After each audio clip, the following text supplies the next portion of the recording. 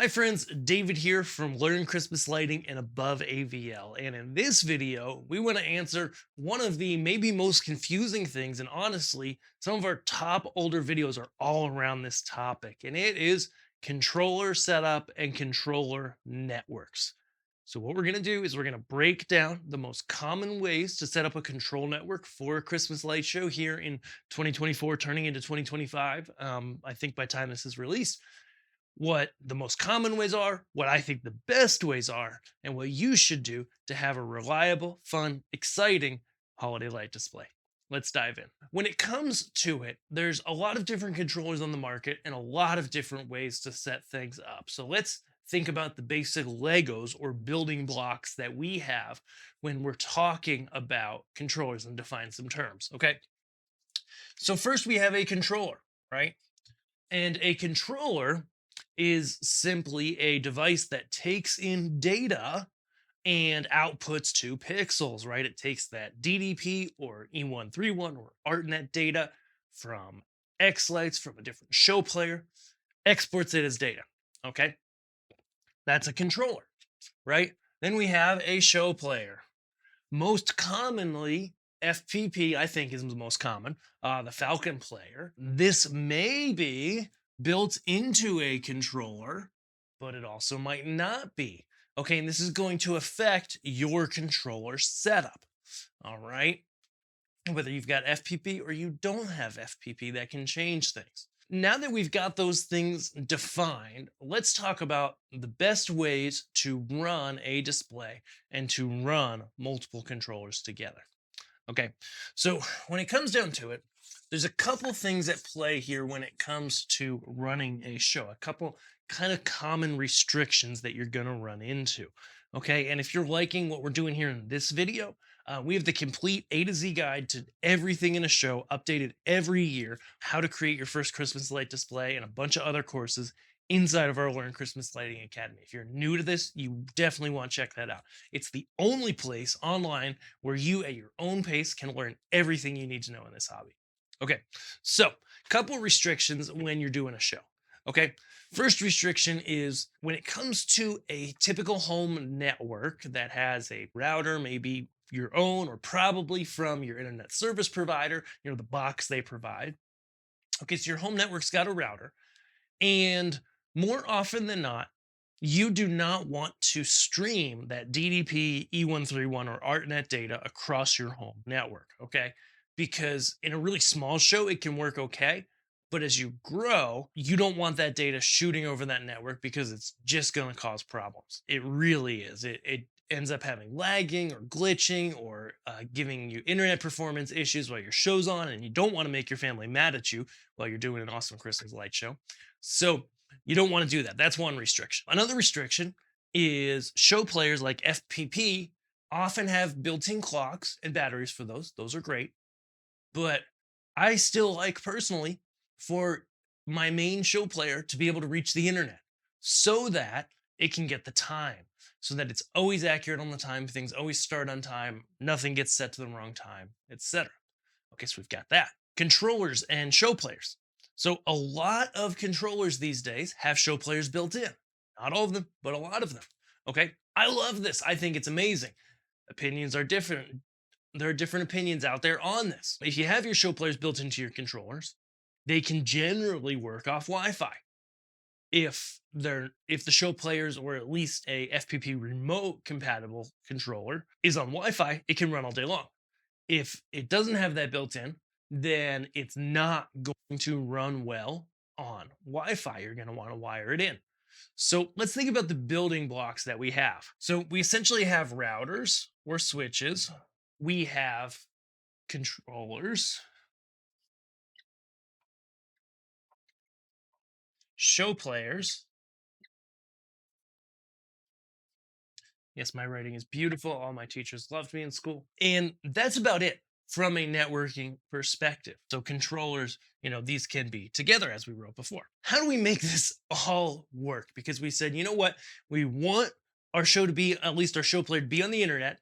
We don't want to be streaming raw ArtNet or SACN or DDP data on a network that has internet on your main home network. And of course, if you're running wireless controllers, your main home network may not extend into your yard with strong enough signal for everything to work and be hunky dory and be awesome.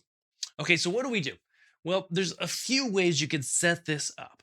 Okay, most simply, easily, the most basic thing is say you have a network switch in the middle of your yard, right? So we'll make that an S. You have a network switch. Okay, not even one that has any routing capability or wireless, just a simple unmanaged network switch, just a box that has a bunch of network ports on it and it distributes the traffic to every port essentially on that box. Okay, so you can have a switch and you can have a show player. Okay, let's get into some colors here.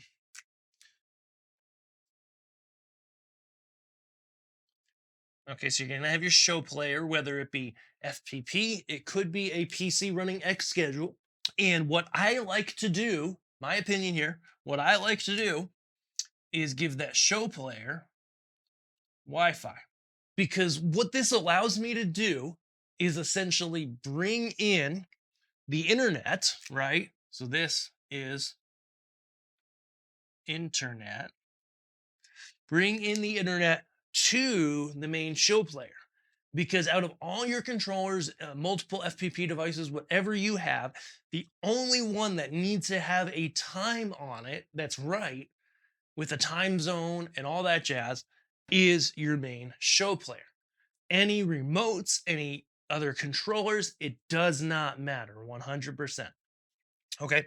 So then we come out of this network switch and then we're able to go to controllers, right? So we can have, many different controllers. We're kind of making this look like a stick person and we'll do green. It's Christmassy, right? And so, we've got all these different controllers that we're going to make the green circle. So we'll document that in the corner. And voila, what we're able to do here is the show player can send either sync packets if it's FPP or FPP compatible controllers, okay, to the switch, which then distributes out to all your other controllers. By the way, if you have something like a Falcon, where most of them have two Ethernet ports on it for network, that's just a switch, okay, and you can jump through one, right, and go to another, to another, and so on. And you could do that like forever. Now, technically, after about 10, 11, you'll start to lose a frame of actual data. It's going to get delayed. And the other downside to jumping through things like that is if any of these loses power, right? Then everything down the line dies, right? Everything down the line loses data because that two-port network switch on the controller is not functioning. And so you do want to keep that in mind when you're thinking about your layout. You can jump through controllers, but if something happens, the GFC on your outlet switches, a cord gets tripped, whatever, everything downstream dies. Granted, if your switch dies, everything dies. But, it's just something to think about, right? So, everybody here then can get either those FPP sync packets if the controllers are also a show player. Okay, right? If we have, we'll just do a red, I don't know, red square around it. So some of these controllers might be show players, others might not be. Okay, and that's okay. The way that it would work is that your your different controllers here, the ones that are show players would get the sync packets. Okay, the ones that are not show players would be set up as proxies from the player.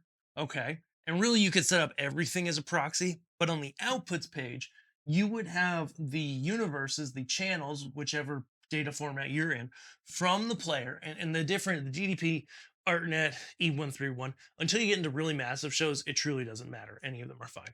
But it would stream that data through the network switch to all that. That is, that it's FPP sync for those that have it. For those that don't, just stream the raw data. That's my preferred way of doing it. Granted, if you're wired with everything, you actually could just stream all the raw data to all the controllers and call it a day. Okay. Now, if they have FPP sync, if they can do that, and most controllers can, granted, I don't love the way the upload process is for Falcons because, at least to my knowledge, I haven't checked in a while, but FPP upload at least did not work for them. The Genius it does, the Culp it does, any of those other BeagleBill ones does. So if you're in that ballpark, then you can get rid of the cables, right? And you could go wireless. Granted, if there's some downstream, we're just gonna ignore that for now. Okay, so those ones now don't have to be plugged into the switch, right? They can be fully wireless. Boom, done. Okay. And at that point, there's still going to be, well, at that point, what you're going to need to do is either set the FPP wireless to happen on your home router with the internet, or you set up a show router. Okay. And that's what I would do is I would now change this from a network switch to, a household router all in one type unit, or like I have a ubiquity network at my house. So the routing is technically different from the access points where you get the wireless. But for a show network that's in your yard, most of the time, just one of those home router type units, just a mid-price one off Amazon, is going to do wonders for you. Okay, so now you've got this router. It's not directly connected to the internet. Okay, it's handing out, if it needs to, DHCP leases. So it's handing out IP addresses to devices that need them. And it allows you to both wire in and go wirelessly. Okay. But at least in this example, your main player is still connecting through its wireless network, either the built in wireless, which is quite weak, or a USB one if it's a Raspberry Pi. Typically, that's what we do. That's still connecting to your home network to get internet so that it can get the clock, also so that you can check on it. You can do the remote FPP, the remote Falcon rather, if you want. That's a paid service, or just, you're inside your house, you want to change the song, check on it, see if you can see all of your remotes that you're supposed to see on the multi-sync page.